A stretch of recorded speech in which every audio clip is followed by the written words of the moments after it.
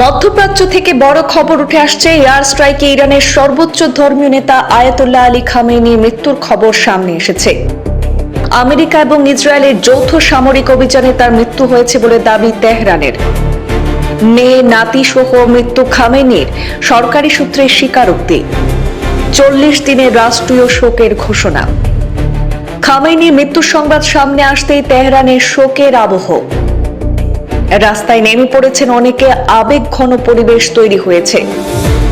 নিজের অফিসে বসে কাজ করছিলেন ইরানের সর্বোচ্চ ধর্মীয় নেতা আয়াতুল্লাহ আলী খামেনি। হঠাৎ সেখানে বিস্ফোরণ ঘটে, তার সঙ্গে মৃত্যু হয় তার কন্যা, জামাই এবং নাতনিরও। এবার ইরানের সঙ্গে কূটনৈতিক সমঝোতা আগের চেয়ে অনেক সহজ হবে। খামেনির মৃত্যুর পর আমেরিকার প্রেসিডেন্ট ডোনাল্ড ট্রাম্প দাবি করলেন, আমেরিকা এবং ইসরায়েলি বাহিনীর বিরুদ্ধে কঠোর পদক্ষেপ নেওয়া হতে পারে। পাল্টা প্রতিক্রিয়া ইঙ্গিত ইরানের রেভলিউশনারি গার্ড বাহিনীর। ইতিহাসের অন্যতম বড় প্রতিক্রিয়া হবে খামেনি মৃত্যুর পর আমেরিকা ইসরায়েলকে সতর্কবার্তা ইরানের। ইরানের বাহিনী কঠোর প্রতিক্রিয়ার ইঙ্গিত দেওয়ার পর সামাজিক যোগাযোগ মাধ্যমে নতুন বিবৃতি দিলেন ট্রাম্প।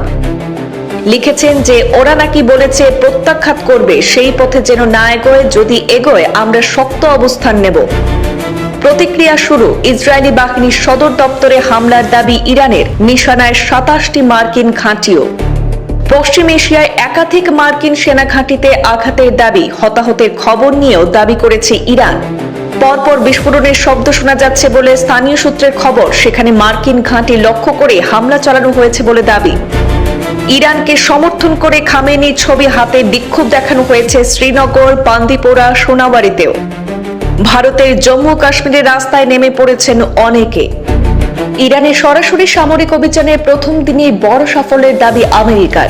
ইসরায়েল এবং আমেরিকার যৌথ অভিযানের পরে ইসরায়েলের প্রধানমন্ত্রী বেঞ্জামিন নেতানিয়াহু দাবি করেছিলেন ইরানের সর্বোচ্চ নেতার মৃত্যুর ইঙ্গিত পাওয়া গিয়েছে। এরপর মার্কিন প্রেসিডেন্ট ডোনাল্ড ট্রাম্পও দাবি করেন আয়াতুল্লাহ আলী খামেনির মৃত্যু হয়েছে। তবে ভারতীয় সময় অনুযায়ী আজ রবিবার সকাল 7টা পর্যন্ত এই খবরে আনুষ্ঠানিক স্বীকৃতি দেয়নি ইরান। অবশেষে সকাল 7:20 নাগাদ ইরানের সরকারি সংবাদ সংস্থায় খামেনির মৃত্যুর খবর প্রকাশ করা হয়। জানা গিয়েছে, অভিযানের সময় খামেনি তার অফিসেই ছিলেন। খামেনির মৃত্যুর পর ইরান জুড়ে 40 দিনের রাষ্ট্রীয় শোক ঘোষণা করা হয়েছে। তবে শুধুমাত্র আয়াতুল্লাহ আলী খামেনি নন, ইরানিয়ান স্টেট মিডিয়া সূত্রে জানা গিয়েছে যে ইসরায়েল মার্কিন যৌথ অভিযানে তার পরিবারের একাধিক সদস্যেরও মৃত্যু হয়েছে। পাশাপাশি এই এয়ার স্ট্রাইকে 86 বছর বয়সী ধর্মগুরুর জামাই এবং পুত্রবধূর মৃত্যুর খবর জানিয়েছে ইরানের সংবাদ মাধ্যম। আমেরিকা এবং ইসরায়েলের অভিযানের জবাবে প্রতিক্রিয়ামূলক সামরিক পদক্ষেপ শনিবারই শুরু করেছিল ইরান। শুধু ইসরায়েল নয়, পশ্চিম এশিয়ার যে সমস্ত দেশে মার্কিন সেনা ঘাঁটি রয়েছে সেই অঞ্চলগুলিতেও আঘাত হানার দাবি করেছে তেহরান। সংযুক্ত আরব আমিরশাহীর দুবাই এবং আবুধাবিতেও বিস্ফোরণের খবর সামনে এসেছে বলে বিভিন্ন সূত্রের দাবি। সতর্কতামূলক ব্যবস্থার অংশ হিসেবে দুবাইতে অবস্থিত বিশ্বের অন্যতম ভবন, উচ্চতম ভবন বুর্জ খলিফা খালি করে দেওয়া হয়। কাতারের রাজধানী দোহা এবং সৌদি আরবের রাজধানী রিয়াদেও সামরিক তৎপরতার খবর মিলেছে বলে জানা যাচ্ছে। পশ্চিম এশিয়ায় ছড়িয়ে থাকা ইসরায়েল এবং মার্কিন সামরিক স্থাপনাগুলিতে ক্ষেপণাস্ত্র ও ড্রোন ব্যবহারের দাবি করেছে ইরানের রেভলিউশনারি গার্ড বাহিনী। বিভিন্ন সংবাদ মাধ্যম সূত্রে খবর যে দুবাই এবং দোহায় আজ ভারতীয় সময় রবিবার সকালে নতুন করে বিস্ফোরণের শব্দ শোনা গিয়েছে। সেখানে থাকা ইসরায়েল এবং মার্কিন ঘাঁটি লক্ষ্যবস্তু বলে জানিয়েছে ইরানের সেনাবাহিনী। দুবাইয়ের বিমানবন্দরেও আঘাত হানার খবর সামনে এসেছে বলে দাবি করা হয়েছে, যার জেরে সাময়িকভাবে বিমান চলাচল বন্ধ রাখা হয়েছে। সেখানে আটকে রয়েছেন বহু ভারতীয় যাত্রীরাও এবং অন্যান্য যাত্রীরাও সেখানে আটকে রয়েছেন।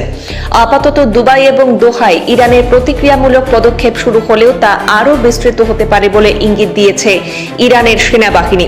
বিবৃতি দিয়ে পাল্টা সামরিক সেখানে পরিকল্পনার কথা জানায় ইরানের রেভলিউশনারি গার্ড বাহিনী। সেই থেকে ক্ষেপণাস্ত্র এবং ড্রোন ব্যবহারের ঘটনা অব্যাহত রয়েছে বলে বিভিন্ন সূত্রে দাবি। দুবাইয়ের বিভিন্ন এলাকায় বিস্ফোরণের শব্দ শোনা যাচ্ছে বলেও খবর রয়েছে। ব্যুরো রিপোর্ট, পূর্বাঞ্চল প্রতিদিন।